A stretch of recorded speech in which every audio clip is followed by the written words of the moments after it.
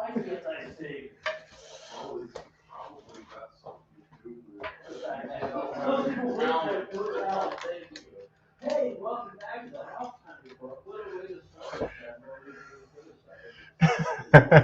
Well, it takes one to know one. I can't say either. Thank you. Good, buddy. What do you do, I'm sure? See? Yeah. You don't do the same church. In fact, I have had my children tell me not to. When I was a teenager, my parents got me to go to choir practice one time at church. And when we got done, my dad told me never to come back. And I have used that ever since. I love that. That's good. Really? Wow, that's good. Anyway, So hopefully I get the same blessings as those guys that their dad told them not to drink, so they didn't, and they got special room. Yeah. Welcome back to the Hoffman report. We're here with Senator Jim Rice, who now we know can't sing and has been arrested for 50 years. Welcome. If you're here, by the way, for the purpose of introducing the conversation, you are, of course, the chairman of the Senate Internal Taxation Committee, as you like to call it, the Senate Tax Committee. So I want to talk. That's better than the people on fire. Well, yes, plus, and you're not exactly a tax. No. But you're closely related to Well, actually, I look at the committee a little different. Okay. So we're the bookend to the finance committee, and our role is trying to be the conscience of government. Because the biggest problem with government is that there is no end to the wonderful things you can do with somebody else's money. And I see our role, and I think you look at the makeup of the committee, looking at the results, I've got some really good tax officers on the world, Senator Vick's on there, Mayor's on there. I've got some good people that really are interested in, and I mean that about all of them. I'm pretty good at it. Really are. Everybody's doing right there. I'm interested in full government. And I mean that about all of them. Well, good. Okay, so let's go right into this and talk about item number one, the first item of business this legislative session, which I've always said that the first order of business every legislative session should be to cut taxes, for reasons we could get into. But how are you feeling about the tax cuts that have been proposed and passed this legislative session? Well, the big thing about those tax cuts, the one we did get done already, is that it puts money back into people's pockets that pay taxes. And it cuts the rate at which they will be paying taxes in the future. One of the important things to remember is our citizens pay their income tax out of their family budget. They pay their sales tax out of their family budget. They pay their property tax out of the family budget. And so when we pull money out of their budget, we're pulling money out of their budget. And different people will have different priorities on what they would like. I don't always get my priorities. I have a little different ranking order than some of the people in the House. But what happens is you have to look at what you can get, and does it put money back into people's pockets? Is it going to keep money in their pockets in the future? And then you look at, and if you can get that through and you can get enough consensus, you take what you can get sometimes, even though you might have a different way that you rank your priorities. Well, and we'll get into some of those details because tax policy is fun, kids. It's just you and me. We're the only ones who feel tax policy is fun. I love tax policy. I find it endlessly fascinating. I hate taxes, of course, but I find it endlessly fascinating. But here's one of the the number one question that I have is, okay, great. So you get to the legislature, the governor gives his State of the State address on a Monday. On a Wednesday, his tax cut proposal, $600 million, ostensibly lowering the income tax top marginal rate from 6.5 to 6%, and also providing some rebates.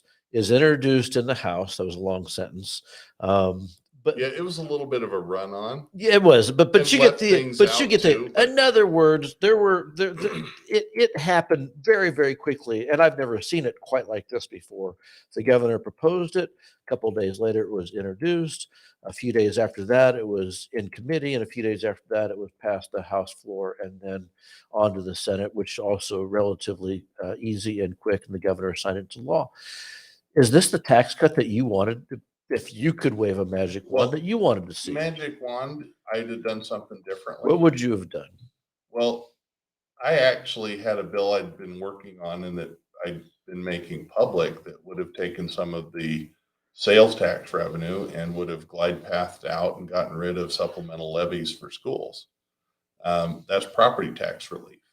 That would have been my first choice, because I think that, one of the real problems with taxes is if, tomorrow I got hit by a bus and I end up not able to work, my income is going to go down. My income tax is going to go down. I can make choices on what I buy to reduce my sales tax, but my property tax is going to go up. So you felt that was the And larger so- priority. That would have been my first priority. And I'm going to still try and get some things done on property tax, because reality is that of all the taxes types, the one truly regressive tax is property tax. But that's something we kind of fell into.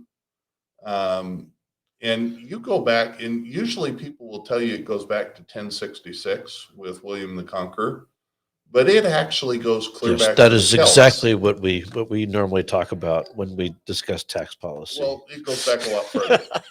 But it is. I found it quite interesting that the first speech that Alexander Hamilton gave at the Constitutional Convention, he included a discussion of why property tax was a terrible way to fund the United States. I did not know that. Yeah, well, I'm weird. I like to read stuff. Now there was always a story. Sure, no, I love that You too. like to there, too. there but were it there just- was always a story, and I've never been able to run it to the ground. But that if you go to Georgetown, you'll see that the houses or the buildings are all very skinny, and supposedly the reason for that was because the tax policy for levying against property was based on the horizontal footage, so the size of it, width and that's length. actually a combination thing that came down from the Celtic invaders of England, and then as a modified with William the Conqueror and others over time. Our nation was settled by the English. They were English colonies. And so for the longest time, you had just property type taxes that were the sole funding source for government. And we did too up until 1931 in Yeah. Idaho, which is why I still look at that tax cut, which look, we're lowering the rate from 6.5 to 6, and yay We for that. eliminated one of the brackets. Sure. We lowered a couple of the others. So but we have real narrow bands. Yeah, but it's still ostensibly a progressive income tax because it has those now 4 bands. Yeah. But what I was getting to though is, so the rate will go to 6 and everybody's applauding.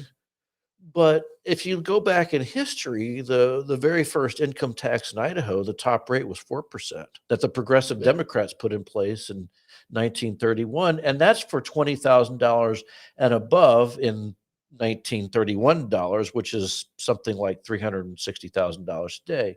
So most people in Idaho paid 1%. I ask all this to, or say all this to ask you. Do you know how much you pay if you're at the top end of the 1% bracket and family of 4? In Idaho. In Idaho, I don't remember what the figure is. $8. Yeah. So, but it's really interesting. That 4% one was a tax increase. When I entered the legislature, we were at we were over 7. No, and I understand And so, that. And I but remember it's- when I first started watching the legislature, we were in the middle 8s, I think, that in the mid 90s. But my point, though, is okay, great. The Republicans are making great progress chipping away at the income tax. But I would have thought coming into the session with the surplus being the size that it was, that somebody might have said, gosh, the income tax was a lot lower 90 years ago under the progressive Democrats. And two, couldn't we do what a lot of states are doing, or I shouldn't say a lot, but a handful of states are doing, which is getting rid of the income tax? And it wasn't even on the table. yeah. And, it's kind of an interesting thing because you look at, you have to get consensus enough to get stuff through the House, through the Senate, and get the governor's signature. And you have 105 people with 105 different ways of looking at everything. And it's that our system does a pretty good job of slowing down some of the abuses of government. It makes some things real clunky to get done that are good. It also makes it just as clunky to get rid of things that are bad.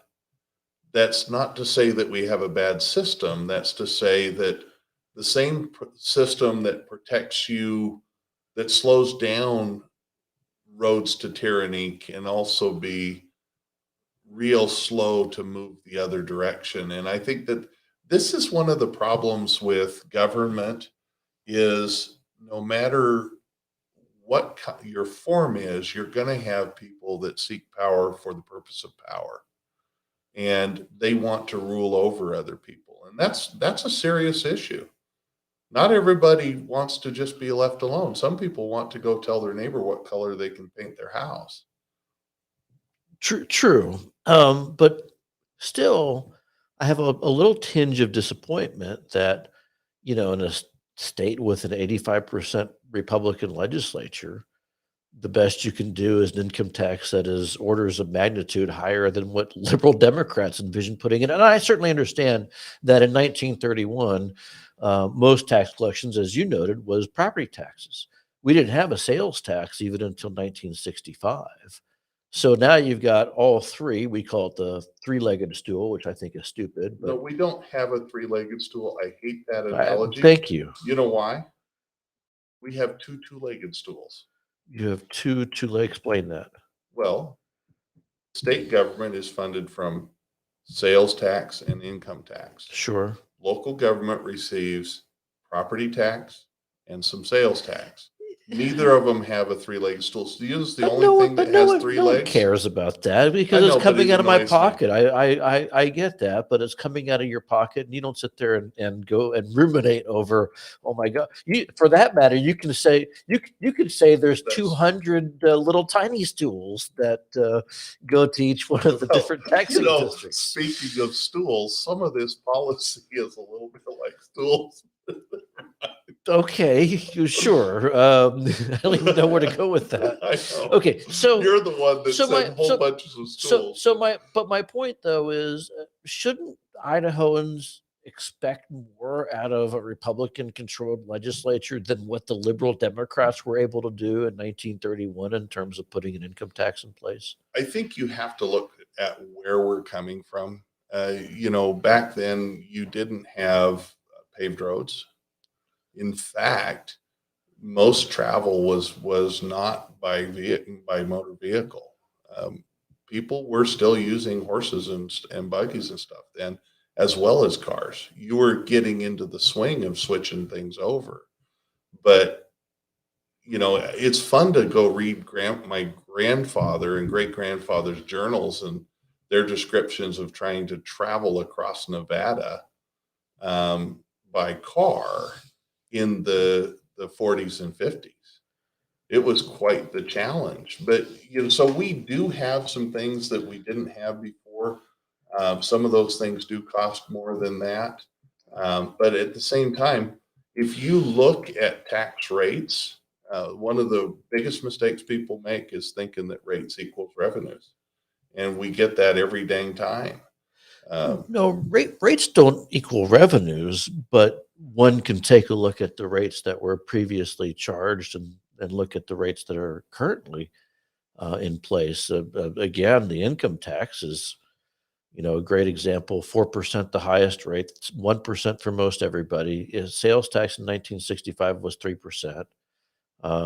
Even in the span of the time I've lived in Idaho, the sales tax has gone from 5% to 6%. Well, take a look at what Kansas did. They did that big jump, and I think if they'd have had the reserves to weather it, that big cut that they made, they'd have been just fine. But what they did is they went too far, and you had a whack, and you ended up with um, some real inroads by the Democrats as a direct result. Yeah, And so but there's more to that story I because know there is. I'm I'm friends with the president of It would have the worked too, Kansas though. think tank over there, and the other problem that they had was they didn't slow down on spending. Well, and that's something that you have to be able to do too. So, I mean, we'll probably go back and forth between Oh no, taxes and this is spending, fun, the legislature is contemplating the governor's budget, which would propose a 17% increase in general fund spending year over year. Now, some of that is one-time spending, well, but you do have to wonder if that locks us into a similar fate. The economy goes down, tax revenues also decline, but you're still paying for ongoing expenditures. well, and I think you have to look a little deeper than that into what that spending is going to be because um, some of that spending is going into rainy day funds, some of it is going to roads, and with an ongoing commitment to roads, some of it's going to paying off some building bonds, everything that's eligible to be paid off early. That kind of stuff actually puts you in a better position for a downturn, so you don't get quite those problems. But one of the things that um, I think you have to recognize is that you're never going to get a perfect plan, and I think that having the discussions like this one where we press and where we have the voices pressing for bigger cuts and less spending. I think that's an important thing because the fact of the matter is if people aren't talking about it, people will run off in the other direction and really raise spending and raise taxes. And that's not something we can afford. Well, but with regard to the income tax, and I want to get to other taxes too. Ultimately, the issue that I have with income taxes is one that I wonder if you share, which is that you and I go out and earn money, and then the government takes money out of my earnings and gives it to people who didn't earn it. Oh, I don't like that. We share that. So, Well, but so why is there not more? Oh my gosh, this is outrageous that we have in Idaho a system that takes from those who earn it and give it to those who didn't, from each according to their abilities to each according to their needs.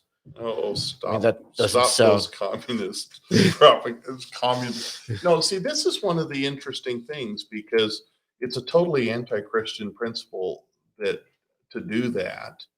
It's contrary to the scriptures, yet we have people trying to sell it that way. We do, there's a lot of that as being, oh, this is really a Christian thing to do.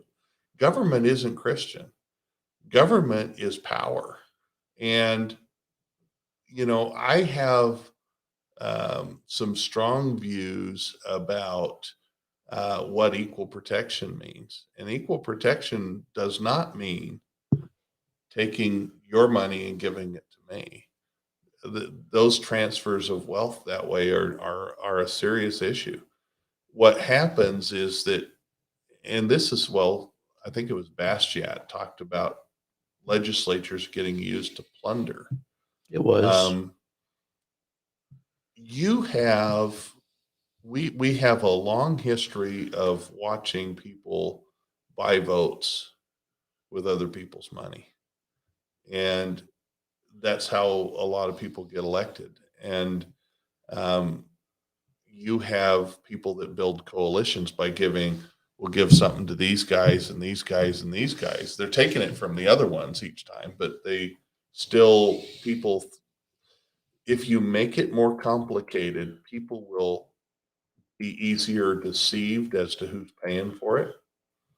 That's why a graduated income tax, is because you're saying, oh no, we're making the rich pay for it when they don't. It gets redistributed. Sales tax is the most honest tax. And it's the one most likely to result in government being held accountable.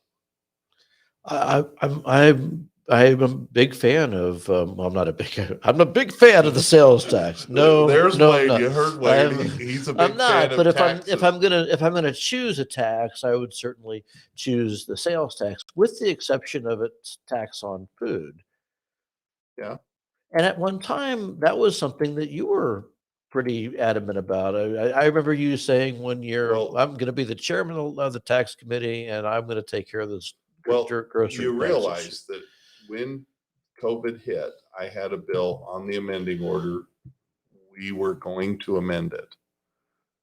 It was a House tax bill.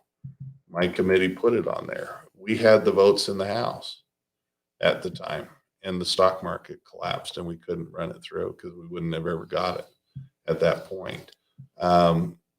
One of the problems you run into is sometimes you end up with a change in the dynamic in one of the bodies, and you're not going to be able to get something through until you change that dynamic, you change who's there. And I could still get it through my committee. I think you still have a majority in the Senate that would get rid of the sales tax on food. I don't think you have that majority in the House right now, and you especially don't have any allies in the positions where you need them for the committee and the floor. And I think we've got a chance this year that's going to change. People are talking really large changeover in the House, and I think that people need to be looking for articulate supporters of that policy and get them elected. So you're telling me you think that there are fewer votes in the House? You don't have the votes to pass the grocery tax repeal in the House? I've never heard that before. I heard it from a House member at a forum this weekend. Yeah, isn't that And isn't that just particular leadership House member, projecting? that was a House member that I know supports getting rid of the sales tax on groceries. The exact statement was the House is the problem. Well, why don't you amend a House bill and send it back like you did in 2017 and get the job? Because I couldn't get a vote over there right now. Well, you had the vote. You mean in the Senate or the House? House. Oh, I don't know. We'll see. We'll see about that. We'll see. Well, I think we saw something today, didn't we? You saw a procedural vote. Which I think is certainly telling, but not definitive. I think that right now, the House, you've got more people that are concerned about property tax. In fact, I had more people contact me about wanting to amend to do property tax relief than anything else. Sure, and I want to talk about property taxes for just a minute, but I want to get back. Let me focus. Let me finish with food tax. Get what you're saying, Wayne. I don't think we know, because there's not been an allowed vote on the grocery tax in the House in years. You can't even get a bill introduced because of the leadership and the chairman of the House Tax Committee. Well, and when you get that kind of a problem, but they've been working it too, and I've been talking to people. Yeah, but I think you can only work it so much when the chairman of the committee won't hear the bill. You won't No, even introduce the bill. Those people on the other side have been working it against us. So it's not as easy, I think, as sometimes people think. So you're still favorable to the policy, I am. but you didn't like Christy Zito's motion in the Senate to No, send the bills because to the amending calendar. You don't send that to the amending order to have a whole different kind of mess and not get it done. Oh, I've seen tax cuts done on the amending calendar in the Senate. Yeah, we actually did. I mean, it's not fun, but you can do it. We did it just fine the year that Butch Yeah, Otter vetoed that's us. right. But we had the votes ahead of time. we had the discussions ahead of time. We had the bill language ahead of time, and we had the votes in both bodies before we ever amended it. This time, that none of that was there. In fact, there hadn't been discussions with people, and the Democrats wanted to radiator cap and do something totally different. Yeah, but they didn't have the votes to do anything else. No, but that's what you had was something that you had a procedural vote that to do something that wasn't going to go anywhere. I mean, I have to take your word for it. That's the case. We don't know because it was denied a vote on the Well, floor. I'm glad you take my word for it. But I'll tell you, take a look. If I were going to pick out someone on our floor who's been the biggest leader on this issue, it's Steve Vick. Well, and he won't even bring that bill. So, but Steve really believes in the policy. He believes in, and he wants to get the sales tax off food. So the vote on the floor to amend was Christy Zitto's. She made the motion. It failed. Afterwards, the Senate Republican caucus put out a press release that accused her of essentially wanting to lower the tax, lower the value of the tax cut, which wasn't quite And accurate. I didn't see that before it came out, but and I don't want to comment on that. But it wasn't. I mean, you know that's not what she was trying to do. I don't question her sincerity at all. I like Senator Zitto. I get along well with Senator Zitto. Was she treated the way you would hope that she'd be treated? I've always treated her with respect. I understand that. I'm not going to get into that way. The caucus adjourning when she's about to explain.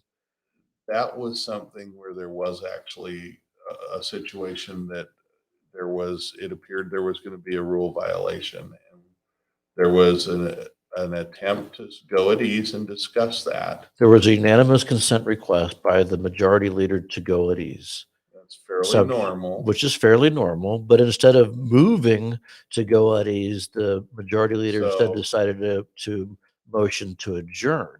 Yeah. He could have made a motion to go at ease. Happens to be what he chose to do, and I'm not going to second guess or get into that with you, Wayne. Why not? Because I have friends, and I like my friends, and I can do more persuading people if I'm not going out and beating my friends over the head. That's fine. I just, you were there. You sided with the motion to adjourn. Yes, I did. And the senator still hasn't had the opportunity to explain, to tell her side. Well, and I think that's something that I think she's done it very publicly. I think that's between her and that's one of those things that happens. Okay. Well, let's go back to the grocery tax because we don't have any hard feelings with each other. Fair enough. On the grocery tax, the governor said when he was running for governor that he wanted to get rid of the grocery tax. Has the governor made any effort at all to get rid of the grocery tax in his almost 4 years in office? Actually, we were working with the governor's office when we were looking to amend that bill right before the pandemic hit. We'd had discussions. We were working on language. He also had said he wanted to get the income tax rate down to 6%. I think what you have is a situation where we haven't any of us gotten everything done that we wanted to. I think that now we talk a lot about this being real unprecedented right now. And part of what you're seeing is inflationary moves that have resulted in some of what we're seeing on revenues. But I don't think anybody's gotten everything done in the last 4 years that people wanted. Sure, but back to the inflation, I mean, there seems to be an issue there where folks are going to the grocery store and they're looking at the price tags on the shelves and they're going, wow, that thing that I bought that was $2 is now $4. And the government gets to benefit from the inflation tax on top of, or the grocery tax on top of the inflation tax.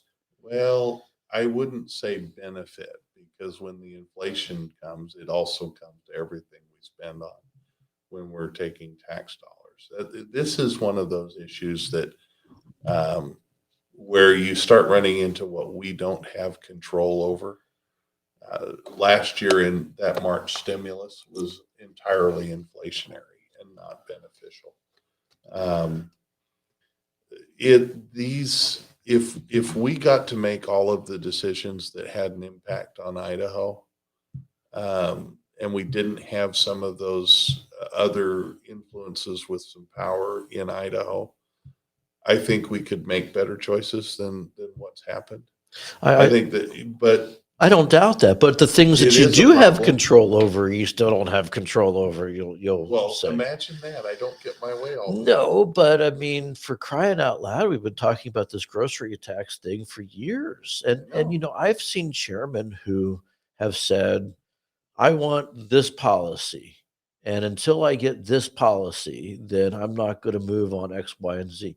Your predecessor, Jeff Sidaway was famously there where he said, I'm not going to consider any tax cut until teachers get raises, which I find interesting for a lot of other reasons we can get Have into. you But seen me make those kinds of statements? no, but I thought that you might when it came to the grocery tax because you have a certain amount of power that you've chosen not to use. You could have said, you know what, this is the tax policy that I want. Come to the negotiating table. You didn't do that. I don't believe in just running over the rest of the members of the rest of the Republicans on my committee just because I want something or don't. One of the things that I have seen poison committees is that kind of behavior out of chairmen. There's a lot of that And I think that where bills don't get heard or well, I've got bills I couldn't even get printed in other committees. I've killed my own bills. It's kind of funny because there are a couple of lines I do have. If I believe something is unconstitutional, I will not hear it in my committee. I won't print it. I will try and persuade my committee members on policy. I will not always run them over. I don't think that's wise. I think that I need their input, and if I start behaving that way, I'm not going to get it. And I need people to be honest with each other. Because the fact of the matter is there's not a one of us that sees everything or gets everything right. And if we're not able to have those conversations, we're not going to do as well as we do if we are having them. And so sometimes that means that I don't get to just say, well, I'm not hearing anything, even though that's tempting. but you do have some. I mean, really, the only force that you have because you're not originating tax cut legislation or tax increase legislation for that. Now, I argue that you have the ability to hear to originate tax cut legislation. Unfortunately, members of the House don't agree with you. Mike, the current House chairman actually is a little bit more receptive to certain bills starting in the Senate Really, than his predecessor. than a lot of predecessors. Yes. The Constitution is very plain. It Ultimately, says though- that tax increase bills are to Well, it originate doesn't say that. It It does. says revenue measures. revenue. Doesn't it say revenue increase? I'm pretty I sure don't it think has it the word uses increase. But here's the thing. Ultimately, if you're going to look at that, the arbiter of whether something is appropriate to start in the House or the Senate having to do with taxes is the House. That's fine. But my point, though, is forgiving for the subtle disagreement or what the Constitution says or doesn't say, then the only tool you have is to be the backstop and say, listen, I want to see certain things. My caucus wants a grocery tax cut. And you could have that power. You could have that amount of influence over the design of the final policy. Well, you have some influence, but you don't have the influence by just trying to be forcing particular views. That's the way to lose influence and ability to get things done I mean, that benefit the citizens. since you can't get the grocery tax at all, then I might argue that it works the other way also.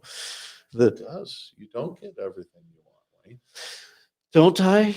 No, Well, you don't imagine that, Wayne. You don't get everything you want, and neither do I. wow, that's weird. I'm I gonna know, isn't I'm that gonna strange? double check that, but fact check Well, probably let's see. I've known you for 17. 25 years Has now. it been 25 years? I was gonna say It's close. it's a lot. It's well over 20. Yeah. And And I've known you to get some things you want and not others. All the way back. I get everything I want. I'm just that special. Okay, fair enough. Go talk to me about property taxes, because it looks like not a lot of progress again is being made in that area. So last year, we actually made a lot more progress than people think. That's why we had some screaming from cities. Prior to last year, everybody was getting an extra tax increase whenever there was new construction and values were going up. And that's because they used last year's levy rate to decide how much to raise the budgets for new construction. It wasn't what new construction paid, it was how much they raised the budget. Well, that meant that there was extra budget that wasn't paid for by new construction that raised everybody else's taxes, and it was significant. We took that away last year. Urban renewal districts, when they were expiring, were coming back in with those extra tax increases too for everybody. And we took that away, and we made it so that when they come back, they're going to give people tax relief, not tax increases. So we made some good strides last year, and made a difference. But you still have a flawed system, and as long as we have property tax, it's going to be a flawed system. We're trying to do some things that'll make it better this year. We're hopeful to get some more done. In fact, I was working with several others on some ideas that, while they're not perfect, will be a heck of a lot better for homeowners than any of the stuff we've done in the past. What are we looking at? Well, it'll be announced in come the on. next couple of days. I'm not going to give you a scoop tonight Why not? because I like you. No one's watching. What do you Nobody. mean you like me? You like me, so you're not going to tell me what you're doing? What kind of sense is that? That makes no sense. See, I like to keep you in suspense. Oh, okay, that's it. So you're just You need harassing it makes you alive. Thank you. Okay, great. So, would you I want to say? make sure we've got it Would right you before say we do that it's going to solve the problem of these double-digit percentage increases in property taxes that individuals are seeing year over year? on their home? Yes. Yes. Okay. Well, that's something. I guess I'll believe it when I see it. I just, the reason why I'm you at one, by the way, you remember that a couple of years ago, you really struggled to even get your caucus to get on board with a simple freeze in the Yeah. No, that was, this was 2 years ago. And then last year, we, I worked all year fighting. I was fighting every day.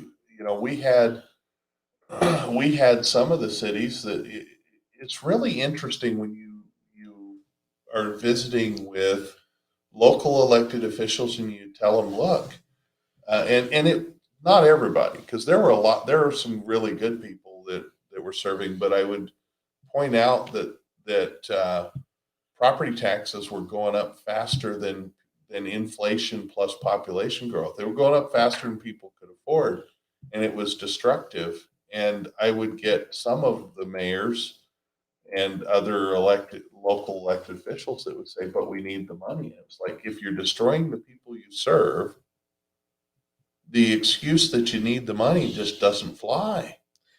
So how do they get away with it? Well, that's because the system is confusing enough. I mean, you've had local elections where people have said, look, I've cut your taxes, the levy rate's lower. Oh, I've Well, seen the it all levy the time. rate's lower because the values went up. It's these, It's not, they raised your taxes, they didn't lower them. I hate that. And the reporters, these journalists, Nobody holds them accountable. no one holds them accountable. They go and they write these stories, and the mayor says, look, I lowered the levy, and the reporters regurgitate that. Uh-huh. And it's just not fair. Well, or it's not accurate. you get somebody that says, oh, look, this new levy is $19 per 100,000 in value. That's less than the last one. What they don't want to talk about is your property value went up 50%. Right. But so it's a big tax But increase. my question is, see, at first I thought, well, gosh, this system has sort of come into being over the span of many, many decades, and it's been tinkered with, Oh, and no, things it's have been gotten worse. shoehorned. It looks to me, and I'm interviewing you, so no one cares my opinion, but it looks to me like the system is actually designed to be overcomplicated so that no one does own the responsibility for higher increases. They'll say things like, well, I don't know, the levy rate went down, so it's not me. Well, what you have, property tax inherently has those kinds of flaws.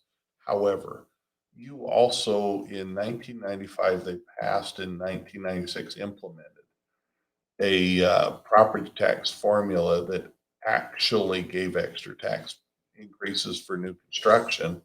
And they were pitching it as it was just new construction paying for itself. Right. So you've had, and I wasn't there. I don't know if people just did what was easiest, because I've had people complaining because they want to go back to that because it's easier. People don't like change, but they also like that easy button. And so it's possible that they just got it wrong. See, but But the fact is they made it more complicated and this is the problem. Most of the things that I get from some corners is just new ways they want to raise revenues. right. So they want to increase taxes. That's why in one way or another. And we've resisted that. That's why I've started to believe that when the market value system was adopted, I think is it the 1970s, where you use the market value to determine the assessed value. That was in like the 70s, I thought. So you've got some rather interesting things.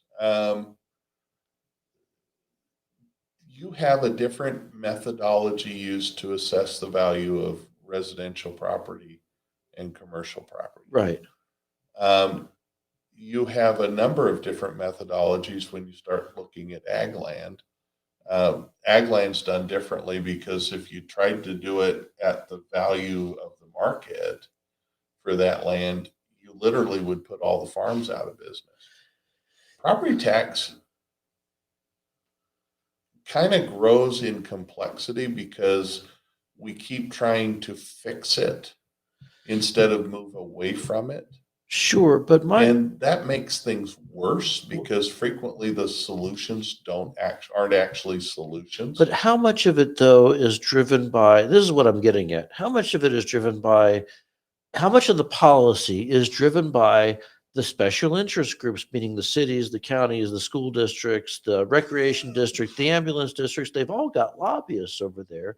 And at first I thought to myself, okay, sure, we use market value for residential customers, but maybe, or taxpayers rather, maybe that's not because that's the easiest way to do it. Maybe we do it because that's the way to guarantee the largest amount of revenue going to the property taxes, to the taxing districts rather. Well, frankly, you do have periods of time where that's happened. Right now, I think if you ask the cities, they would say they don't get their way. But that's right now. There have been times when they have. Well, aren't they getting their way when I get my property tax statement and it has 10 agencies listed on there? And I'm supposed, look, you and I both, I said this to somebody else the other day, you and I are both steeped in politics, but you've got 10 taxing districts, 3 elected officials at minimum per taxing district. So you're supposed to know So Wayne, 30 some odd elected officials and hold them accountable. how would you fix it? Oh, how would I fix it apart from just getting rid of the property tax? Yes, Well, how would you fix it? Because I'm interviewing you. I know, but I like Oh, interviewing cut you. that out. No. Well, for starters, couldn't you consolidate the number of taxing districts? Number So- one. Number two, maybe the legislators would be a lot better off if they weren't hearing from the special interest groups that I get to pay for all the time. Yeah, isn't that interesting? You pay the taxes So- to the so school what else? district. The school district then takes the money And and hires a hires a lobbyist lobbyist. to go and And lobby lobby. for more money. Yeah, I mean, I might also change the way the value is assessed instead of. Well, we talked about this instead of the market I know value is clustered. I've been spending a lot of time trying to look at It's a how to fascinating fix it. thing. Um, But one more. and then I have to actually try and get other legislators to To go understand along with what it. the I'd problem is and how to fix I'd it. get rid of the homeowners exemption. And then what would you do with the property tax on homes? I'd lower the property tax by virtue of evening out the tax burden. When you have well, again, I don't want to. I'm having fun I with have this, always Wayne, had 'cause a I'm trying problem to with. pick your brain. Do you like the homeowners exemption? Do you think that's good tax policy? I think that indexing is horrible policy. But having it at all is what I wonder about. Well- because you're taking all that value off the tax rolls, and you're only shifting the tax burden. Well, see, away this, from- this is one of the problems that you have with the property tax. Just about everything anybody's ever tried across the country is a shift. We've gone from taking parts off the property tax and replacing them with a different tax to shifts. And that's an issue. Even when you take parts off, some of that is a shift because you're changing the group that pays the tax. If you look at sales tax, that's a very broad group of people because it even includes people traveling to our state. Income tax is narrower than sales tax because it's people that have incomes above a certain amount and only them and only if they're earning that income in the state of Idaho. But it's still broader than the property tax because that's only paid by property owners.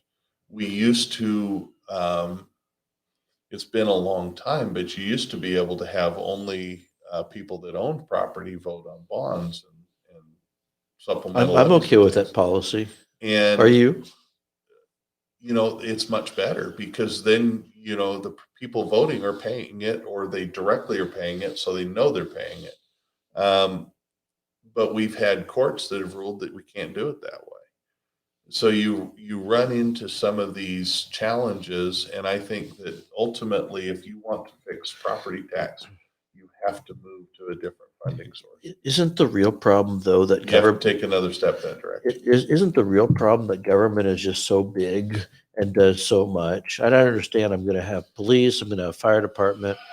But do I really need all these other things that cities are doing? I have cities that are deciding for me which charities I ought to be supporting. They've got big arts programs. They've got clean energy program. Go talk to the city of Boise. They've got homeless programs. They've got pre-kindergarten programs. They have all these different things. And then we have a discussion of how much should the state take that away. And I've voted for a number of things, taking away some of that, some things and just saying, city, you can't do that. Like we had some trying to raise the minimum wage in their city or ban plastic bags or, things like that. Which, by the way, is another thing that is the jurisdiction of your committee as the local government committee, is people don't understand That's true. And we have done some of those things. To some degree, you want people to be able to decide what they want their city to do. You don't want to let them decide to do some things. I mean, there's things we've said, no, you can't. We had the city of Boise trying to tell the state how it could build a parking garage on the Capitol Mall. Yep. the subdivision of the state telling the state what it has to do and how much it has to spend. That's not appropriate. But you run into one of the things that I've seen throughout history is people multiply governments and they eat out the substance of the people. I think that's actually from Samuel warning but anyway. Isn't there something to be said also? So you debated in favor of the bill. You're going to see the connection here in a second. I promise you. You debated in favor of the bill, House Bill 443, which increased or actually took or allowed school districts to be part of the state health insurance pool. And in that debate, I don't think you said it, somebody else did. Somebody said, well, this is going to help lower property taxes. Do you remember that? That wasn't I you don't that said think I that. debated on that Didn't bill. you?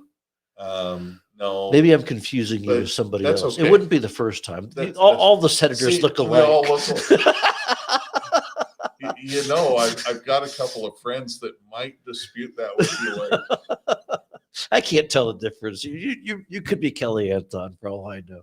Okay, no. I'm taller. Are you? Okay, I don't. Maybe you are. Okay, but there were some comments made on the floor So that bill would lower property taxes. Do you think that that's true? I mean, do you really think that a policy like that results in lowering property taxes? if everyone who served in government were frugal with the citizens' money, So the answer is no.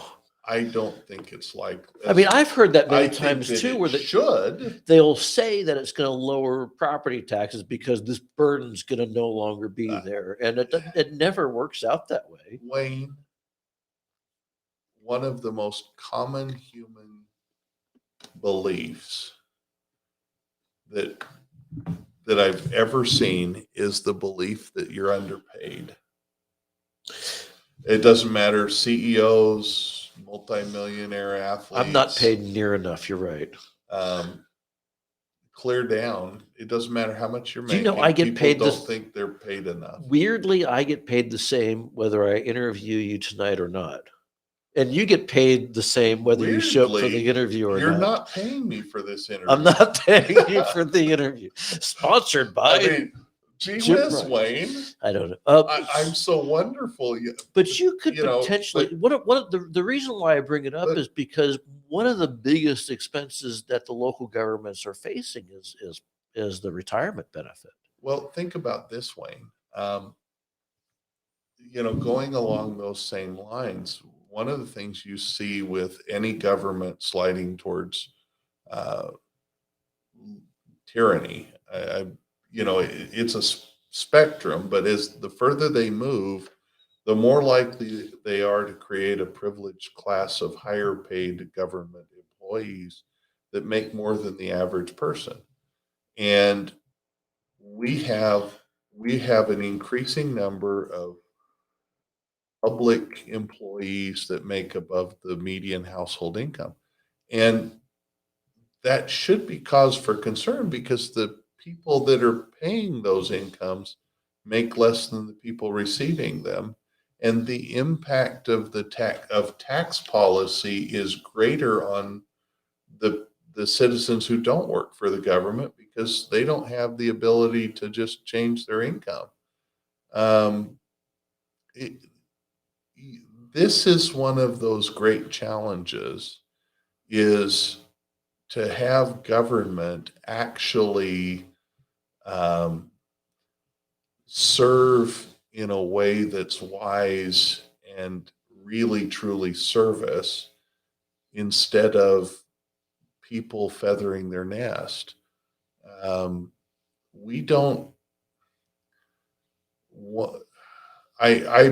very much religious, and I believe that the natural man has a tendency to be much more selfish and greedy, and I think that that's something that God expects us to overcome. But when people don't really see the work that goes into producing the income, they just take it and distribute it. There is a disconnect. And I think that that's something that we have to find ways to remind ourselves of that. I didn't grow up in my dad was a lawyer, but I'm the second of 15 kids. The only reason I wasn't wearing hand-me-down clothes as a teenager was because I was bigger than my older brother. But I still was either wearing homemade clothes or that my mom made, and she was a good seamstress, or I was wearing factory seconds, unless I went and got a job and bought them myself. And that's because my dad had a different attitude than most people. He never sent a bill. Um, Usually, he worked for just the retainer. When he was a boy, his family were migrant farm workers. But I've never forgotten being with my mother and her at the grocery store keeping track of every penny so she'd know how much the Did she sales have one of tax those? was. Did she have one of those clicky things? With the No, she didn't, but we had those. you know, The you had the you press the button and how much money it's you're adding up. it's one of those things that it's easy for government to get out of that frugal mode. And I think that that's something that we forget. Um, the more well off we are, the more we forget it. And I think that that's something we need reminders of. Isn't that? I mean, again, And not reminders that are looking for somebody else's money. well, that's kind of what I thought the conundrum was on the teacher's insurance bill, where um, it's going to cost a significant amount of money, $1 billion over the course of 10 years. But more importantly, the question that I kept having was, okay, the taxpayer who pays the bill for this insurance, they're not going to have near the insurance of the people that are going to get the money. Well, They- and this is that's one of my frustrations. Um, I have watched health insurance decay. Um, Obamacare actually destroyed people's ability to buy useful health insurance. very true. The policies that you get are not as good as catastrophic care plans were before Obamacare at a greatly inflated price. And I don't think people are paying less for their health care as a percentage of their income. What we've done is we've created massive inflation by shoveling in lots of tax dollars and borrowed money into a system that where the supply has not kept up with population. And so you've got shortage and you dedicate more money, that's a recipe for inflation. And so, it frustrates me. Um, I think we do a lot of things inefficiently, but it is a way of giving a raise that doesn't actually get taxed. Interestingly enough, because if you pay, if the employer pays for better health insurance, that additional premium doesn't get taxed.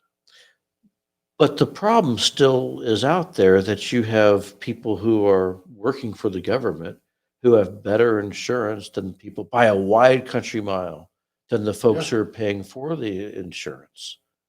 This is one of those things that I'm talking about. This is the sleight of government, and not enough people, I think, really recognize it. We don't think about it. We get busy. Uh, we're trying to make a living, and this is a challenge. This is all part of what I was talking about with the privileged class of government employees. And I'm not saying that our government employees are bad people. That's not what I'm saying. What I'm saying is that if the servants of the public who are making those policies aren't remembering where the money's coming from, it makes it harder to hold government accountable. Couldn't you also give raises to teachers by virtue of eliminating the defined benefit plan or at least giving them the option of going to defined contribution plan teachers or other school employee or any government employee. You know, Pardon me. I, That's the water going down the wrong way. That's not the Rona, in case you're wondering. well, are you saying you're trying to inhale water? That's exactly what I'm trying to tell you I'm doing. You're not a fish, Wayne. Oh, I'm not. What if I identify as a fish? Well, I identify as a fish, and my pronouns are they and them. I'm actually a here, breathe I'm this. I'm actually a school of fish, Senator. You're a school of fish. I wish to be identified as a school of fish. They and them. Anyway, back to So them fish are gonna end up in the Oh, pan? you're right, that Is is- that what you're saying? probably not. Couldn't you give again with your local government hat on? You could give a raise to school employees by giving them defined benefit, defined I don't contribution. know if plan. that actually would amount to a raise or not. I haven't looked at that. Well, I mean, 20% of a government employee's paycheck is basically retirement benefits. So if you went to defined contribution plan, you said it's going to be 4%, 5%. I mean, the rest of the money conceivably would be freed up for salaries. Well, and if you put it into salaries instead, then you tax it. So you pay them and take it away. Oh, yeah. Sounds like the government would like that. It's like let's Wayne, how would you like it if we did that with your pay? I would just like it if you'd stop taxing me so much, generally. And we did a bill that does tax you less. That is true. I was actually looking for no income tax, so I would say you've gotten closer to that goal, but Well, not we by did a get lot. closer, Yeah, but so we didn't give you everything you wanted. I never get anything that I want. That's not You true. said that. You said the opposite before. Oh, did I? Okay. Well, sometimes I get what I want. So if you look at the sum total of Idaho's tax policy, uh, it couldn't the argument be made that not only are we not competitive, but we're not fair to the taxpayer? I mean, this not. Would you call this I think you just did. I'm asking you. You said, couldn't the argument be made? And then you Okay, did. so it's got to be a source of frustration that all these different taxes that you've identified as not being good for the average Idahoan is still in existence and will remain in existence for the foreseeable future. That a confiscatory income tax, high property taxes, sales taxes that still tax groceries. I mean, it sounds like there's a lot of stuff that if you could, you would change it. I'd change some. You know, the fact of the matter is you can't go to no tax either. So it's, Can't we? Can we not go? I mean, you know, well, we could if we wanted to have complete anarchy and let all of our roads go to pot and not have clean water and sewer systems. Well, your roads are going to pot, but isn't that because we spend so much money on government programs that otherwise are eating up the money you could use for roads? Well, and that is one of the things that is going to. I mean, I know you don't have. But What do you mean? there will be more money being dedicated to. Sure, to but roads. at the end of the day, the biggest sucking sound in the budget is Medicaid. I mean, if you don't have money for potholes and Touche. widening, wouldn't that be the place you would go to find that? I mean, I know you're not on JFAC, but you do vote on the Medicaid budget every year. Yeah, this is one of those things that you sometimes get stuff in that's very populist, and sometimes those things come into play. This is part of that whole system of government thinking it can solve all of the problems for the people, or some of the politicians either thinking they can or wanting to promise people stuff so that they get reelected.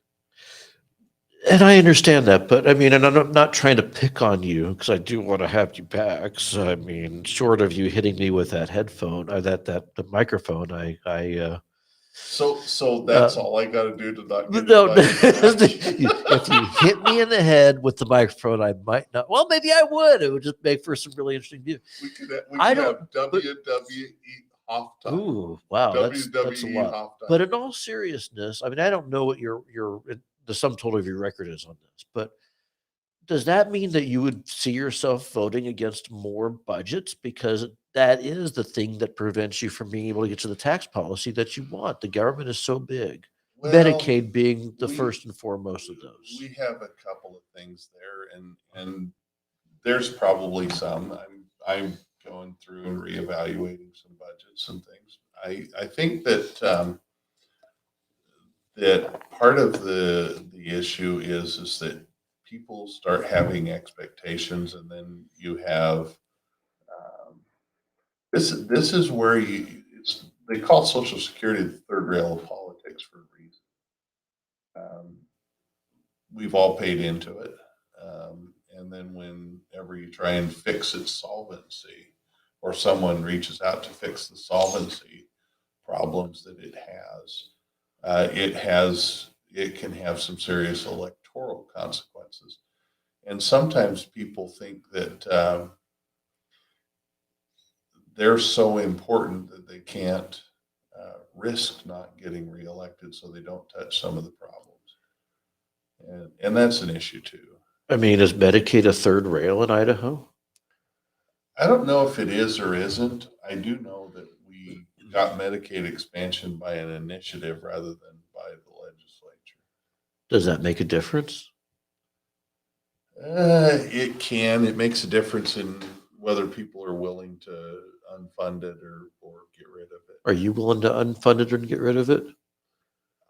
You know, I know you're one vote, but where is your position on it? I fought against Medicaid expansion. I fought to get sideboards onto Medicaid expansion. I don't think we're going to see a vote go in the other direction. Why not?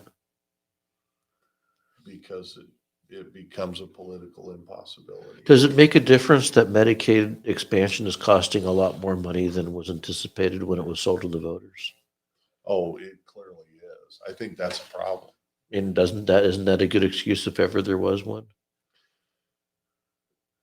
Good excuses, but that one also gets always assigned to a committee that won't hear anything that'll do anything different. Oh, that would be, let's see, the Senate, I don't know, Health and Welfare Senate Committee. and House Health and Welfare Committee. Well, both committees are pretty terrible. Well, you said that. I did. I don't know, Fred. I don't know if either Fred Martin or Fred Wood would ever come on here anyway. So I guess they can come You're on a here. nice guy. I think so too. Thank you for saying that. I mean, But let's see.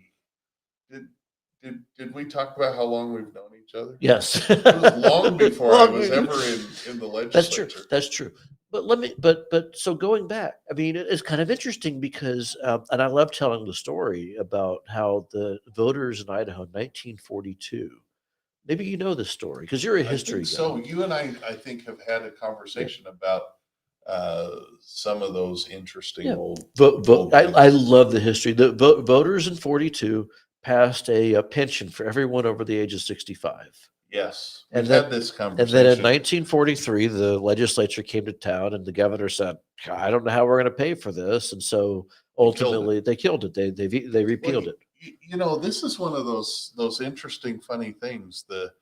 Well, gee whiz, government is like the money tree. It is a never-ending source of money because it's not coming from anywhere. Yeah, and so there is some of that. people go along with that. But I just wonder, though, I mean, is there just not the fortitude that in 1943 they knew what they had to do? The voters passed this program, and there wasn't any funding source identified, and so the legislature got rid of it. And I thought it was a very statesmanly act back then. Does that mindset just not exist in the legislature now, or is the idea that I don't think you have. I think there are things that if they were done, you would get a repeal or vote. do you think on a if Reclaim Idaho passes its income tax increase proposal, if that passed in November, would the legislature come back in 23 and get rid of it? yes? Really? You say that without any reservation. That's actually a revenue cut for education. How? Because if you raise the income tax rates that they're talking about to the level They won't have the money. The revenues would decline. the revenues would actually decline. I don't That's I don't Connecticut. disagree. That's Connecticut. Connecticut did that very kind of thing. It And their revenues went down and they were surprised. yeah, it But it's discouraged because it. they have no clue when it comes Right. to the economics of tax policy. But you think the legislature would say, nah, that we're gonna go and fix that. Well, Even though the voters, if they if approved it. they approved that, I would have a bill. Interesting. I'd hope so. I just want to help me with a premise, because when I talk about taxes, I describe it like this. Let's say that on the street, a group of people decided they want to take money from me. And so they knock on the door and they hold a gun to my face and they say, "Give me your money." That would be unseemly. So instead, what they do is they elect folks who do that for them. They vote, they create a law that So- says the money that Wayne Hoffman earned, the money that Jim Rice earned, now needs to go to these other people who didn't. Is that how you view income taxes? Not quite, but you really How- would have some fun reading Madison's notes. Go ahead. You just would. Discussions about, government possessing people. And to I have some not degree, read government Madison's does. notes, and I You ought to. Yeah, but I'm endlessly fascinated Well- by that, because I understand the necessity of government to go fund things, but I also view it more as a mob action that's only made legitimate by virtue of electing folks to go vote on this stuff.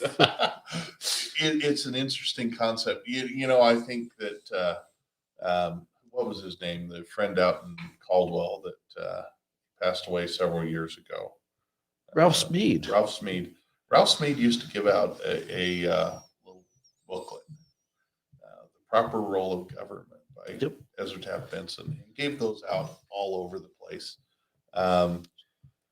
Ralph Smead would come in. I worked with Ralph Gines for a little while. Ralph had been in the Yeah. legislature, Yeah. a friend of Ralph Smead's, and Ralph Smead would come into the office sometimes and just chat with us.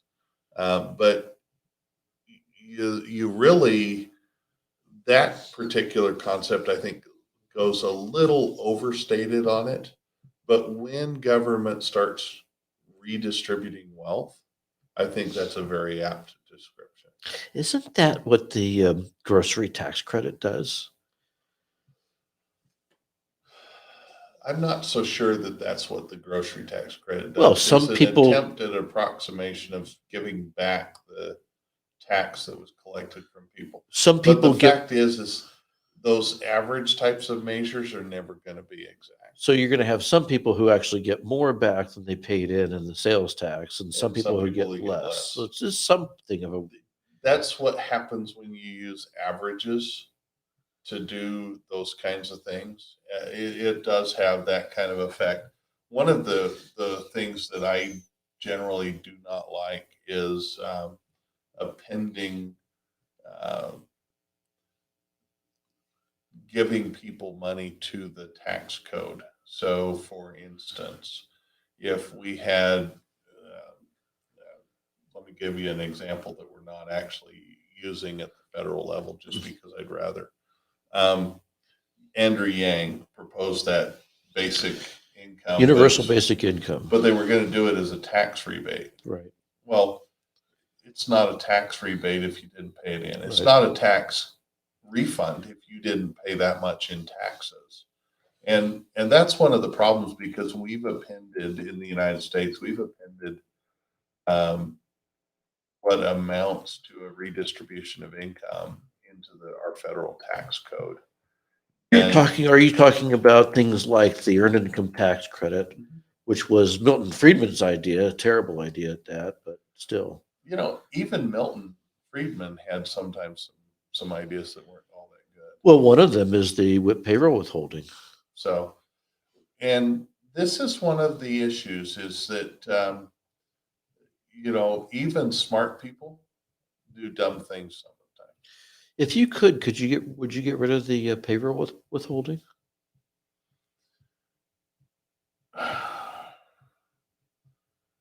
I would actually, if I had the ability to just do all tax policy, you wouldn't have an income tax at all. You'd have only a sales tax or a value added tax. Oh, okay. What would that be? What do you think a rate like that would I look don't like? know what the rate would be, but here's the problem with different kinds of taxes. Um, any tax that's not done on the basis of consumption is going to be redistributed in the economy, and that redistribution is going to have a cost. And so the more you do a graduated income tax, the greater the opportunity cost or the costs of redistributing that in the economy. You see it in lower wages, higher prices, less opportunity. Those are things that you just see. And the problem is the more indirect you have the tax, or in other words, the more you use a tax method that has to be redistributed by the economy, the more it's hidden from the people that actually pay it. And when people have the tax they pay hidden from them, what they do is they then go and are willing to spend, to authorize or to put up with a lot more spending. Which And it's really not a good thing, that but that they brings don't understand that they're paying it. that brings me back to the withholding. I mean, and I know you don't have So, control over the federal component, but you do have control over the state component. well, I Should don't could personally have well, I control over mean, that, but you wouldn't have any withholding because you wouldn't have any you wouldn't have an tax. income tax, but as long as you're going to have an income tax, wouldn't it make more sense to have people write checks to the government every month so they can hate it? Well, I mean, if wouldn't you're, it make a difference in how people view government if they had, okay, state of Idaho, you would actually end up with $150? more enforcement problems, and so you could end up with more people not paying their taxes, and then other people paying them, and then you end up with criminal prosecutions that cause additional problems to your economy. This is one of those things that there's not a real good solution when you use a bad method. Which this And is. sometimes you can't get rid of a bad method, but I think sometimes we ought to look at what's the worst method we're using and make some changes so we're not using it to the degree we have been.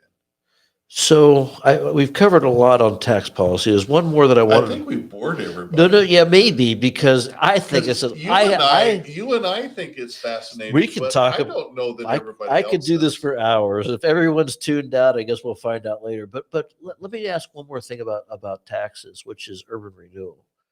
And it seems to me that that doesn't really do what it's advertised to do, and also results in higher property taxes. Wrong? Well, for 25 years, from 1996, it was clearly resulting in higher property taxes because of the formula by which it came back into the local budgets. Now it's not going to result in higher property taxes because they only get 80% times a preliminary this year levy rate, which means that 20% of the urban renewal district goes to reducing people's property taxes. But you've had uses of urban renewal that have been, I think, pretty egregious. You've had some places. What's an egregious use of urban renewal? Well, let's see. Building a county admin building. In Canyon County. Building a YMCA with urban renewal. In Caldwell. Doing the addition to the school. Yeah, where did that happen? Caldwell. Was that Caldwell also? Oh yeah. They built airport terminal. They built TVCC building. Caldwell is just notorious. Yes, and last year they were going to act that urban renewal district.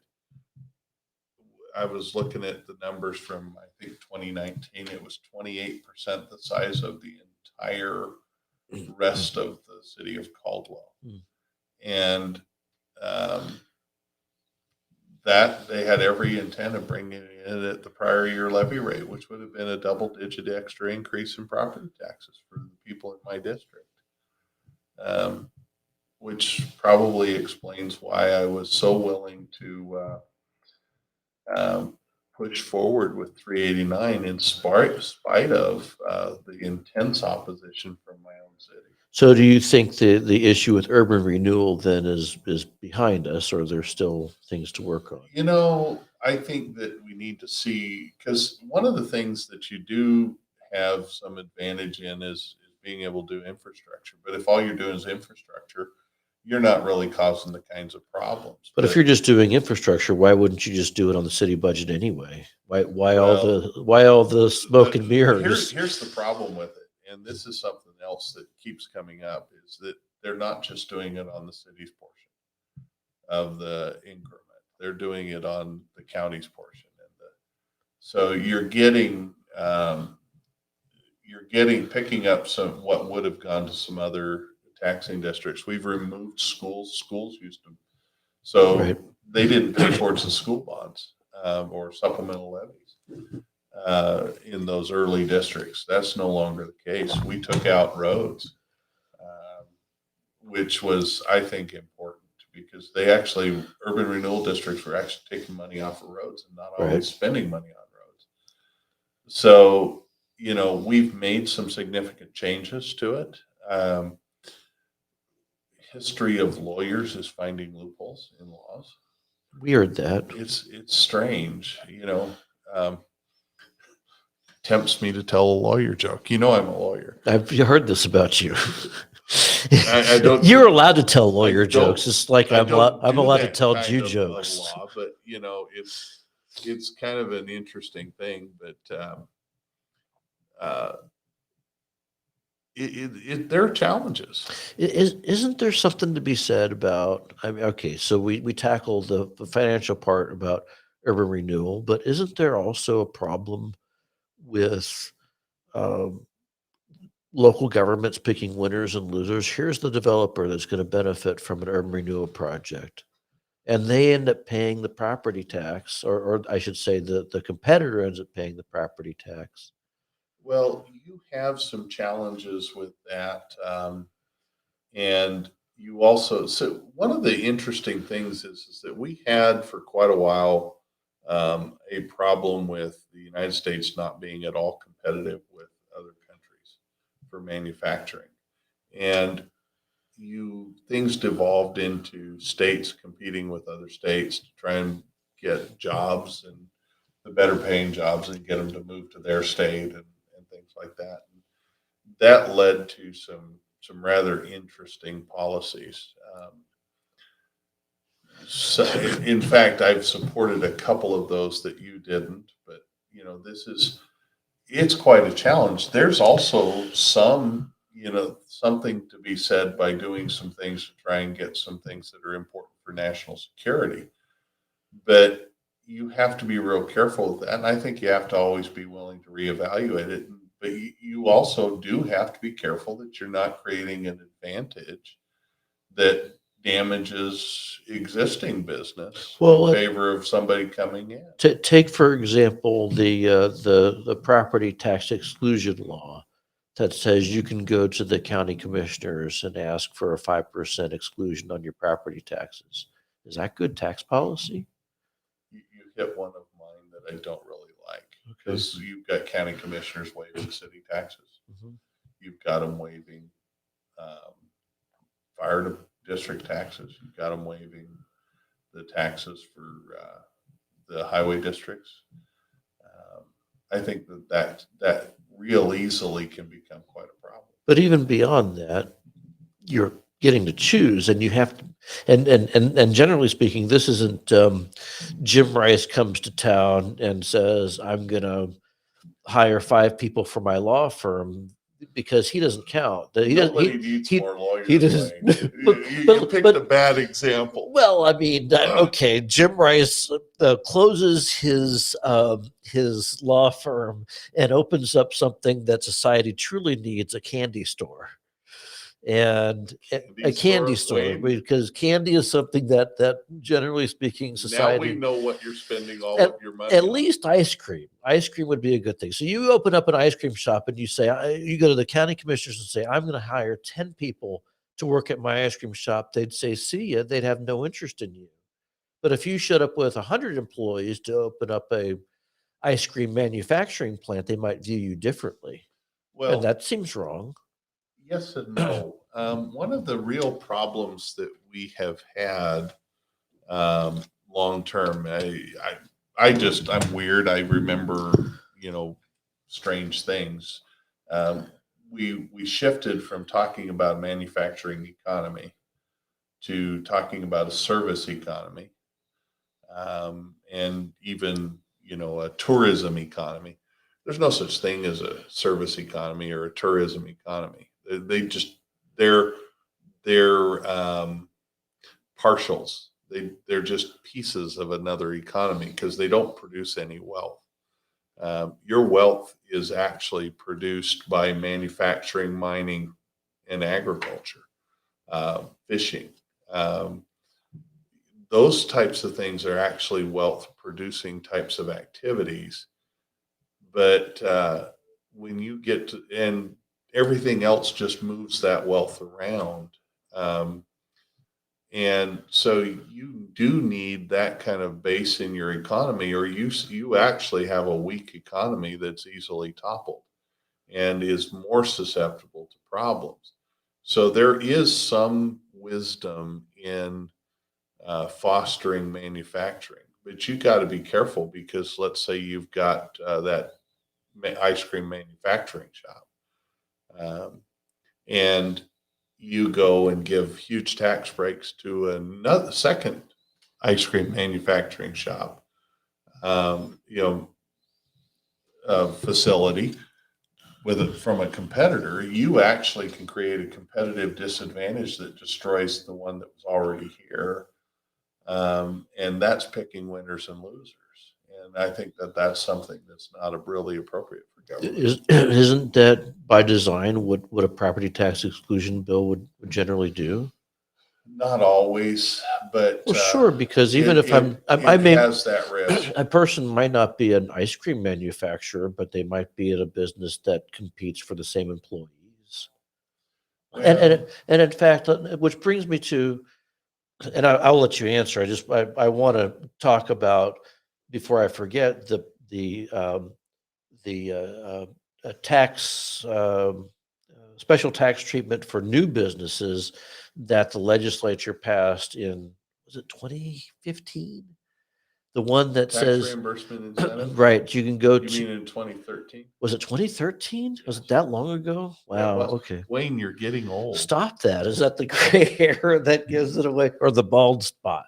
So the legislature passed that, and a lot of people told me afterwards they kind of regretted it because they saw the way it got to be. But where what it so just to remind the folks that are watching who are left, because we've been talking about tax policy for Well, 3 we've been hours. talking about boring stuff instead of Wayne's haircut. We really should, wow, you didn't have to go and criticize my haircut, Jim. But yeah, so the legislature passed that. Then the Department of Commerce gets to go and cast judgment on businesses that are moving to Idaho and offering a sales income and unemployment insurance tax rebate up to 30% against those liabilities. Uh, was that, I mean, looking back in hindsight, I don't remember how you voted on that. Did you vote? Did you support it? You don't remember that? I really don't. I should have looked it up before I came down You're here. supposed to look those things up. I know. What was the answer? Did you vote I for it? carried the bill. You carried the bill. Oh, you did carry the bill. That's right. I would have thought Okay, you so remembered now with something that you it's been disliked been much. so long. So now looking at it in hindsight, do you feel differently about it? No, I think that it's something though that we have to constantly reevaluate. Isn't that and government picking winners and losers, which you said was not problematic? necessarily. I said, How I is gave it not? some specific situations, and I think that you do have some risk in that. I think though that overall it has increased our manufacturing base in Idaho. I do think that it has had some beneficial effects. At the same time, I think that it's something you constantly reevaluate. We've not reevaluated it recently, or is there an evaluation pending that I don't know about? I You said ask questions. you said it's been I ask almost 10 years. questions and I look at the stuff every year, but that's something that I think that we have to do. I think that different directors of the Department of Commerce have behaved a little differently with it. I think that at the federal level, you recently had legislation aimed at bringing chip manufacturing back to the United States in to a much greater degree. We've got a lot of the chips that we rely on. One of the big supply chain problems is chip manufacturing that's happening in parts of the world that where we're relying on getting those chips, and they're locations that are right now very precarious, in my opinion. I mean, if I listen to your argument, then that it would seem as if then giving tax incentives to Chobani to build a yogurt plant is not exactly the best use of that money. It can be. That's actually been beneficial to a lot of people, But but you- it's also not. You have to. I'm just look at saying where that you're so you at. give that break, you don't know what the economy is going to look like 5, 10, 15 years in the future. And now you're given an advantage to one kind of company that clearly you say is less, or would argue, I think, is less important than another for national security purposes. Well, and sometimes you do have to make some of those choices. I think sometimes it's prudent. But what do we say to the businesses that, for example, we used to tell the story all the time about the Gersimas that owned Employers Resource and found themselves competing for employees with Paylocity, which was given a tax subsidy to come to Idaho. Well, and I think that's probably an example where it may not have been as appropriate. So, this is one of the things that I think you have to look at, and you have to be willing to reevaluate. I think you have to look at both the overall and the specific. These are challenges. And going back to, I love being philosophical. Isn't there something to be said about the fact that you're just a human being? You're one of 105 human beings that are trying to cast judgment on what the economy can look at. The federal government can't get this right. The state government is no better position to get this right either. Shouldn't the politicians just stay out of? And neither's Wayne Hoffman. I've never tried to use tax policy to pick winners and losers.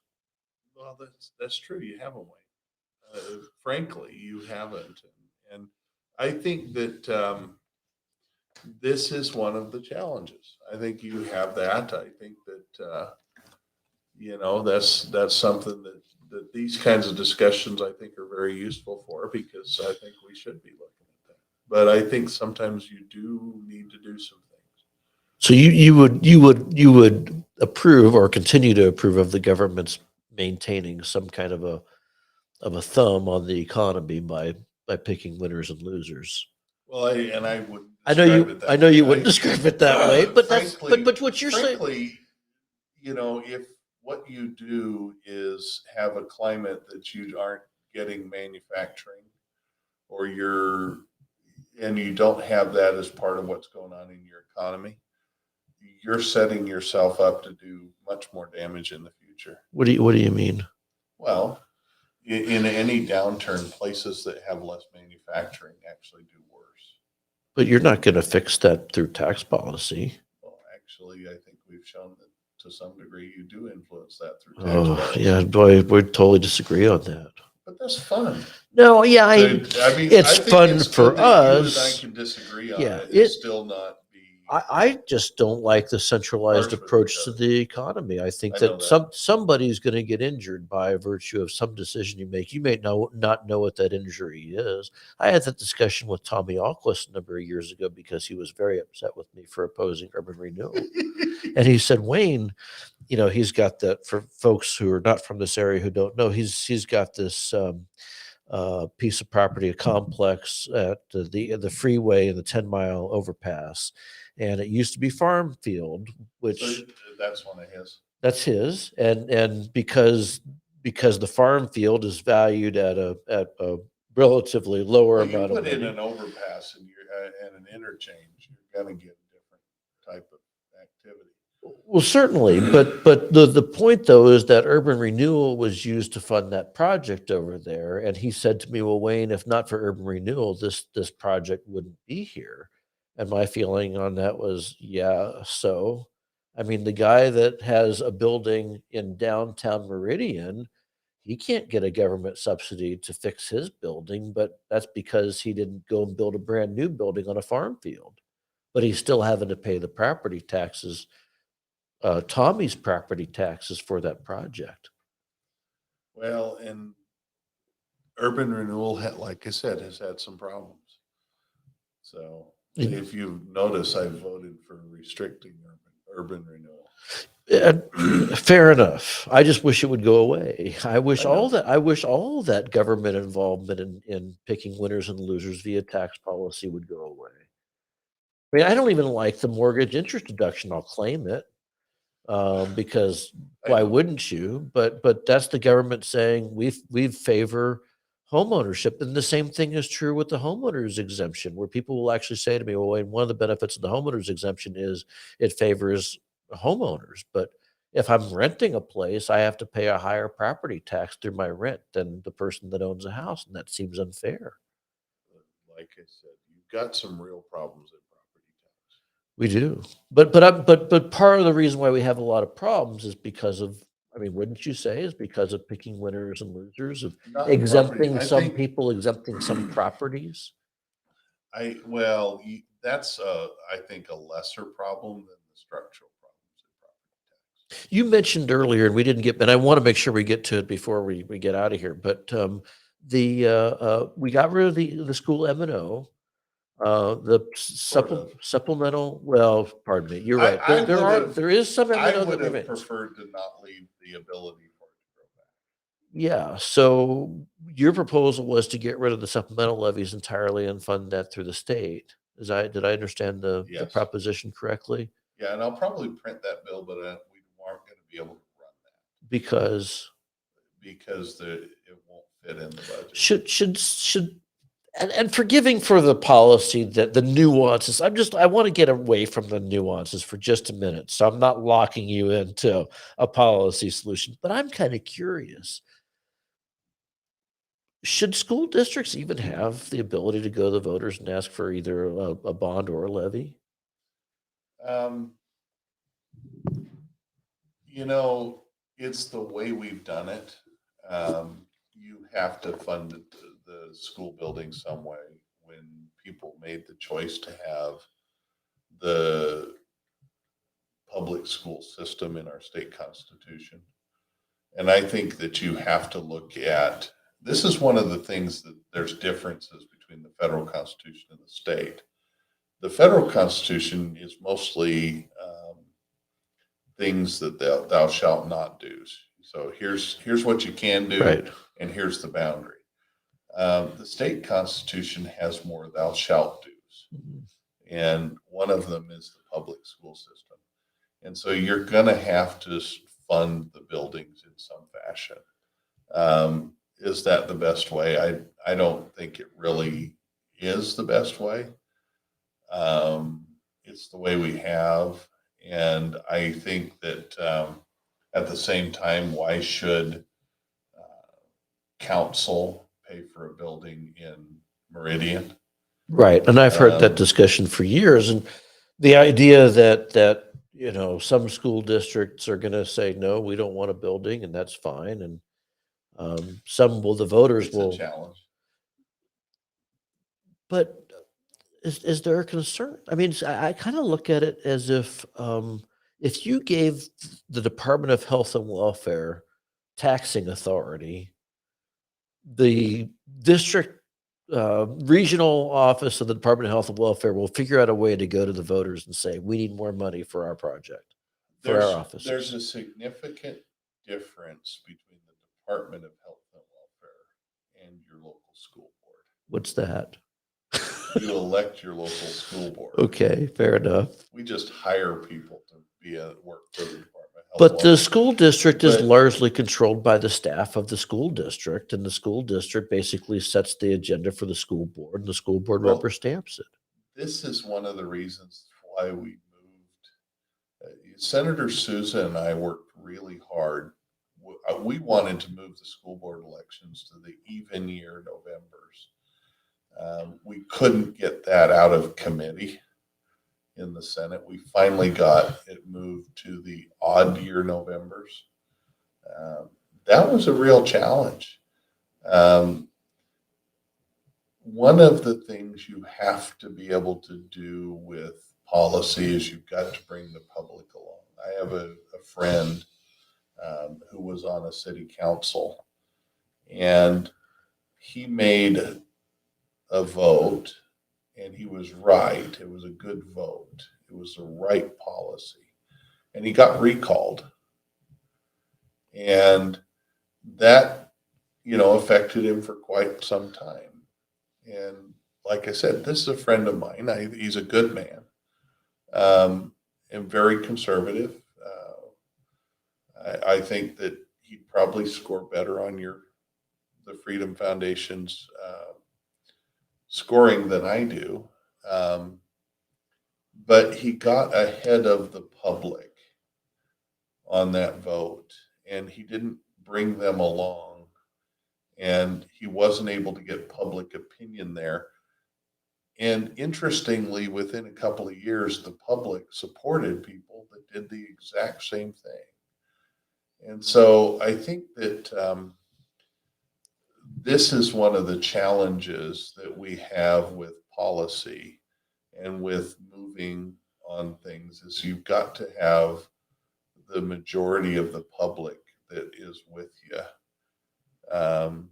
Otherwise, you end up unable to do even good things that lessen the influence of government. So Yeah, there are challenges. I get that, and I don't mean, hey Jim, are you bringing a bill this session to get rid of the taxing authority and not worry about replacing the money? No. But I'm asking, I don't think I didn't take it that way. It's just is it the it's- right policy? Is my question. Is it right that school boards have that ability to I go to their think- voters and ask them multiple times, sometimes the same question? Well, now I think that frankly we shouldn't be having these weird, funny elections with real low turnout to impose a property tax on people. I don't like that. One of them It's is wrong. right here in Boise, where they hold the elections on the day after, I think, Columbus Day. Boise School District. No. And this is something the House has actually passed multiple times, moving those kinds of elections to November. And we haven't been able to get them the Republican-controlled of legislature committee. hasn't been able to get out of committee. in the Senate. Isn't that terrible? And I'm hopeful that that's going to change in the near future. But see, this is one of those spots where I think that sometimes we make mistakes when we think, well, I have the power to impose my policy. Kind of gets back to what we were talking about earlier. You have to remember that you're not the only one that gets to decide all of the tax policy of the state. Just like I don't think one person in one position should decide when those elections should be. Don't we have basically one or two people deciding the tax policy in the state right No, now? Oh, come on. we don't. Only one bill gets introduced to deal with the surplus. Only one bill gets introduced to deal with the property taxes. Only one bill gets introduced. You have to get enough consensus that that'll work. And so I would disagree with that.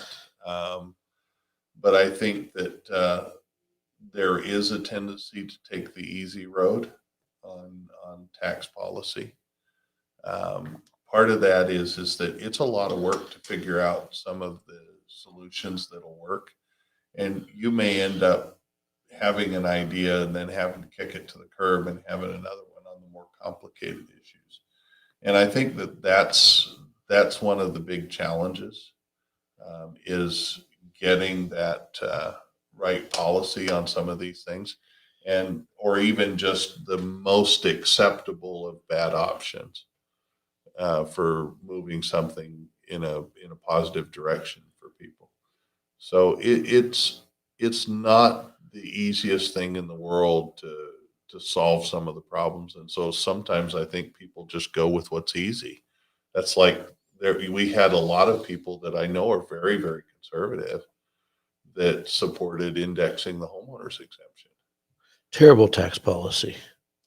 But, I have friends that signed on to it, very conservative friends. And the thing is I can see the problems with it, but it sounds good to people. It sounds like it might fix their problem. And so you get support for it and people respond. And that's because it's a lot more work to try and go through all of the different things that might be ways to solve the problem that then turn out to not be workable for one reason or another. And so I think, I think there's a better solution, but, and I think we'll see some of those things, but I think that, it's real easy, to go along with something that sounds good.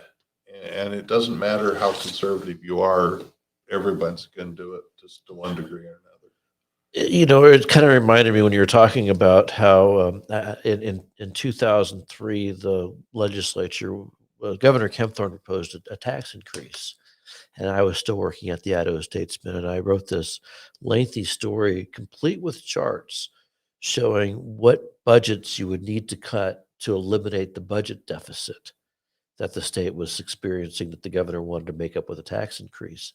And I was very proud of this work, and I showed it to one Skip Smizer, and I said, "Look at this. Here's how you." I can't remember what the amount was. I think it was like $150 million that needed to be made up, and the sales tax was contemplated to be raised by a penny, and raising the cigarette tax.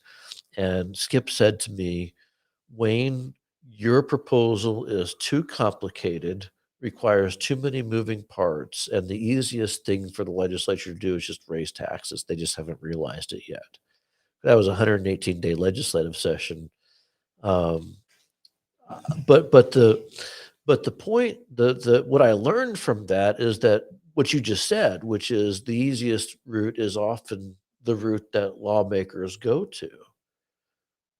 It's not necessarily the right policy, but it's the path of least resistance, the one that's easiest to do. So you go and you have a problem with property taxes, you raise the homeowners exemption. Seniors are being priced out, you raise the circuit breaker, which by the way is, I think, odious tax policy, but I know you voted for it. I wasn't criticizing you. I'm just pointing out that I know you voted for Virginia. I mean, I think it means well. The concern that I have on the circuit breaker is, don't you then buy off the seniors who are upset, and so they don't feel compelled to go to the polls and fix the problem, the real problem with property taxes, because they've been dealt with a little bit. This is one of the challenges too, because you just bring up something that to me, there's something that really highlights that. We used to tax the silverware in people's homes, and we took that off, and we've taken off lots and lots of things off the personal property tax, and then we gave $100,000 exemption, and then we raised that last year to $250,000. But every time we took a bite, we made it harder to get the last piece. Because the constituency isn't there anymore. Because the constituency isn't there. And so they're no longer aggrieved by the bad tax. And so there is to some degree, that's an important consideration. And yet sometimes you can't get the whole thing, and so you have to take a bite. And it does make it more difficult to get the rest of it. But sometimes the damage that's being done to people is widespread enough that you can take a bite and get a significant chunk done, and you do that. There is always risk that you will narrow the taxpayers to the point that you're never going to be able to finish the job getting rid of a bad tax policy. And that's so you kind of end up with some Hobson's choices sometimes, just because of circumstances. And, property tax is a prime example of things that get done that don't work well. And some of them are done by initiative, some of them aren't. Some of them are done by initiative and then extended by the legislature at different times. But those challenges don't go away. And you still have to try and work to alleviate some of those problems. But some of those solutions really don't get enough of it. They're nibbles. They're around nibbles the, for the years edges. and years of nibbling. I get it. I've seen it a long time. I mean, we've done some really interesting things, but I mean, you also have the examples of getting rid of the state's use of the property tax. So there have been some really good inroads on that, but it is a challenge. It's hard. The other thing, you got to remember that the average length of service in the state Senate is about 3.5 years. And so we come and we go. And it seems like you're almost starting over every 10 years. You have to educate a new group of people. This being the 10th year. And it's both a good thing and it has its own special challenges. Because it does break up some of those power bases that are sending you down bad roads. It also, though, does, create additional challenges with educating people. When you were tabulating the length of service in the Senate, were you including Patty Ann, or was she not in that number? She was included. Really? I would have expected that number. That was the average. But see, you've got to remember that a lot of people are there for one term. Fair enough. Fair enough. And you get to every 10 years, you get quite a shakeup. Yeah. But the fact is that doesn't mean that, that everybody having more experience is good, because it's not. And it doesn't mean that everybody having more experience is bad, because it's also not, because those generalities don't work. And It helps to have somebody who's been around who said, I remember when X number of years ago this was tried, and here are the things that we ran into. That helps. But it also doesn't help if you get too friendly with the agencies. That's and true. Then you're essentially the point person for the agencies. Isn't there a lot of that goes on, though? I hear that all the time. Well, but before you run this bill, we're going to have to ask the agency what they think. I think there's some of that. I think that sometimes what you get is, I think you get it as much with people that haven't been there very long. I think that it's really a mixed bag. George Washington really set an interesting and useful example.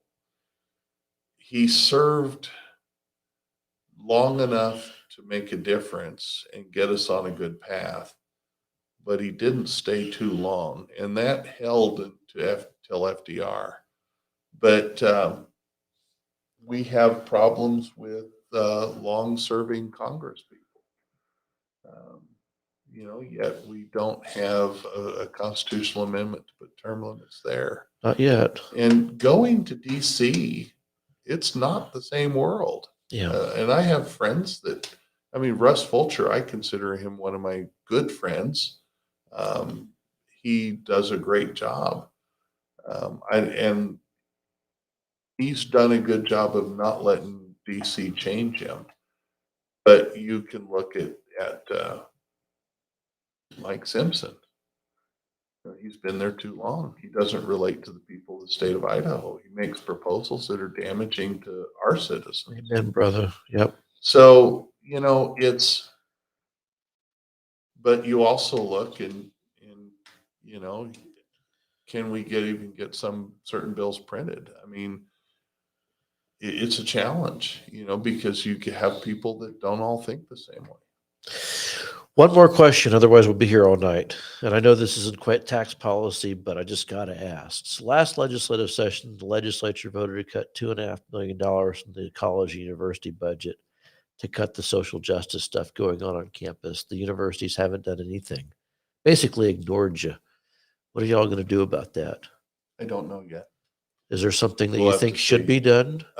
This is one of those great challenges because social justice stuff, it's not social justice. It's leftist policy.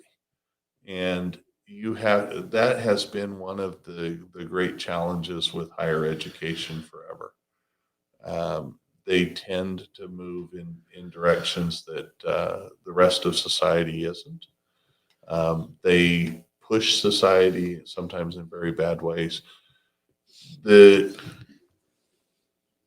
We have, we did make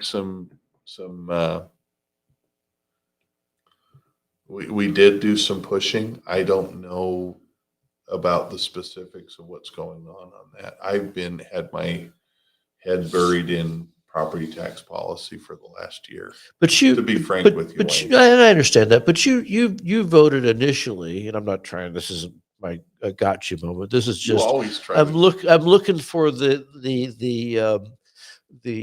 progress of the issue as it's materialized in the Senate. Initially, the Senate voted to cut, I think it was $400,000 from the used budget, and then the House killed that budget. Came back over, and cut $2.5 million, but nothing has changed. Is there a problem, do you think, that needs to still be addressed, or do you think that it's all hot air as Frankly, Wayne, I haven't been as engaged on that particular Okay. front as to be able to answer your question. I've been really, really focused on property tax. Okay. And that's something that, and frankly, I'm hopeful still on property tax. Anything else you want to cover before we close it out? No, but I always enjoy visiting with you. Isn't this fun? I think this is just a blast. you I don't know know, if other people agree, We but don't have to agree on everything. You and I have been friends a long time. Mhm. I expect that we'll be friends a long time. After I'm not doing this anymore, we're going to still be friends. I appreciate that you call me. Sometimes I call you and we just talk about various issues. it is something that I truly enjoy. Yep. That's something. And you're that- kind of you're a philosophical history buff kind of guy, and so we get to talk through some of our differences and alignment on how you approach some of these topics. So Well, I appreciate that, but then I've always enjoyed it, and I always enjoy our I also like picking on you, and you like picking right back, which makes it a lot of fun. You know, we both probably deserve it. And we probably deserve it more than we realize. So, this is one of the things I think we stretch each other. Yeah. No, I pick up something every time. So thank you for being on the program, and we'll be sure to have you back again. And thank you all for watching. And I think we'll be back. Well, first of all, don't forget tomorrow is Dustin Hurst and Steph Lucas will be here for Steph Lucas Live to recap what's going on at the Capitol for the week so far. And on Thursday, we have, I believe, Representative Ron Nate is going to be, did I get that right? Yeah, is going to be the voice in the back. It's not my conscience. It's actually Dustin. We'll be on the program, so be sure to tune in for that. And we will talk to you. I passed up on that. It's not, straight you line, had Wayne. a chance. Thanks again for watching. We'll talk to you again next time. Bye-bye.